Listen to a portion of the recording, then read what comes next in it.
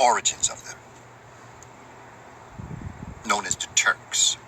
See, this is history, this holistic history. From that one statement I made about Adolf Hitler, look at all that we have to know to understand what brought Adolf Hitler into existence and how he came to be. Well, okay, the plan was they was going to murder Arius when he got there because he had a different version. What the Western Catholics, Christians, what you want to call them, believed is that it was God the Father and there was God the Son. Two distinct entities. And what the Africans said is no, it's not two different entities. It's one and the same. They are of the same substance. That is the Asarian drama. That is exactly what's carved on the walls in Africa as it relates to Asar the father and Heru the son. Same exact story.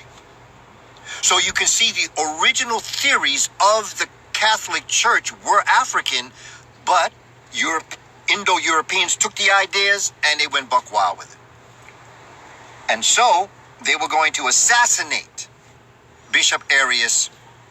Intel got to him. He came to realize it, and what he decided to do was to escape in the mountains of Europe, specifically into Germany. And with him, he took his followers. And history has now taught us that the man that went into the mountains was called Arius, and his followers were called Arians. They substantively, grounding, they were black. But there were Europeans that followed that train of thought. Can you imagine if Adolf Hitler had understood that who he was talking about were black people? That he created an Aryan race that was supposed to be blonde, blue-eyed. And in reality, they were black. Do you see how distorted and contaminated the history is? Do you see how we have to teach our own history? For us to understand from the deepest part. Let me talk to you, God to God. Let's understand who we are as a people and what we've done. Because what Hitler did basically, his plan to control birth, his plan to exterminate people, that came from Indiana. He studied Indiana law that passed laws that could sterilize women who may have had a child who was challenged, a child that was in need of special attention, blacks, the whole extermination. And family, while this organization may not be what it started to be, let me drop something on you. The origins of Planned Parenthood in the United States followed Nazi concepts. It has evolved since then. From my perspective, the health of a woman and the choice of a woman, there's no discussion on it. It's their business. But the origins of Planned Parenthood was to kill black babies. And it was based on this same principle. It's positive eugenics and negative eugenics. Hitler was dealing with what's called positive eugenics. In other words, he was trying to create a master race. Negative eugenics is when you try to exterminate a race or a people. And that's what Planned Parenthood was in the beginning. The founders of it were staunch into that. But again, I want to be clear. It has evolved. And the services that women get are not the services that they got years ago when it was first founded by the demons that first started it. It's important for us to understand the truth. Face it. Deal with it. And try to get to a point where we understand better where we are as a people.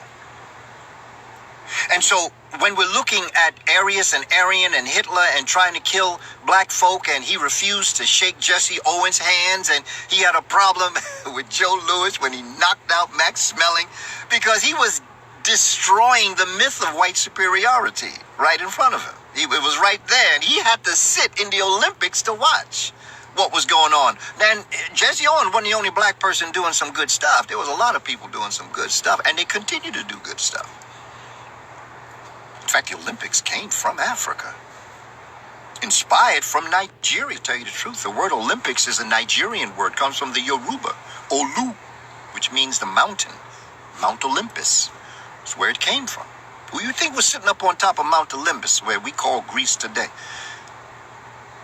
We don't know our history. We don't know the role that West Africa played in ancient history. We think it's all about Egypt and Kush. And while there's a lot great history there, great things were happening in West Africa too. Don't ever forget that. There was great ancient, when civilizations, Nigeria was developing civilizations in West Africa. Great civilization. At the same time, Kush Kemet was building pyramids in Kemet. Same thing in Southern Africa. Same thing in Central Africa.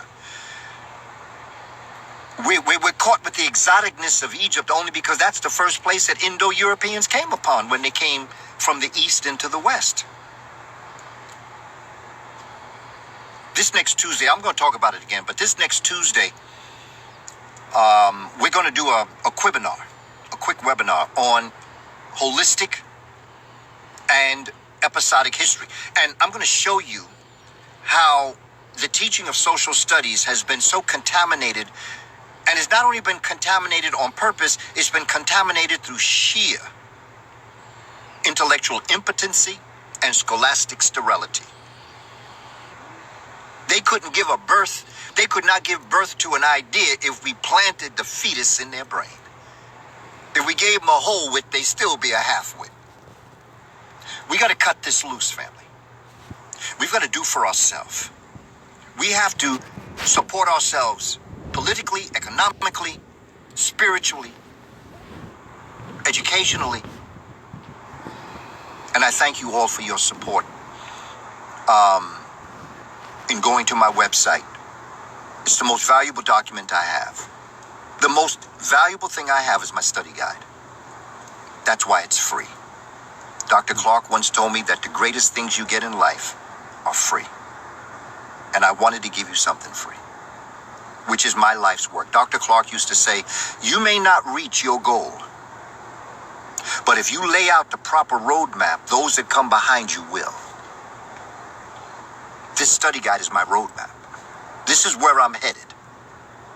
If I had 5 lifetimes and I lived to be 100 each lifetime, I still need more time to do what I'd like to do. I appreciate you, family, and I love our people unconditionally. No matter where we are in our station of life, you are my family, and I am black first. And I'm not going to say unapologetically, and I'm not going to say unashamedly, because I got nothing to apologize for, and I've got nothing to be ashamed. I'm doing this because this is who he is. I appreciate you, family. You stay strong, stay healthy. I'll see you next time. Check out the webinars, family. We're doing some serious work on those webinars. Educational methodology. My webinars that I have up on my site, those webinars are the content that's teaching you astronomy and chemistry and physics, how you can fit it into the webinars. And this, IG, is my meeting at the African Square. Have a great evening, family. You stay strong. You keep on keeping on. And when you talk to each other God to God. Hotep, family. It ain't over till we win.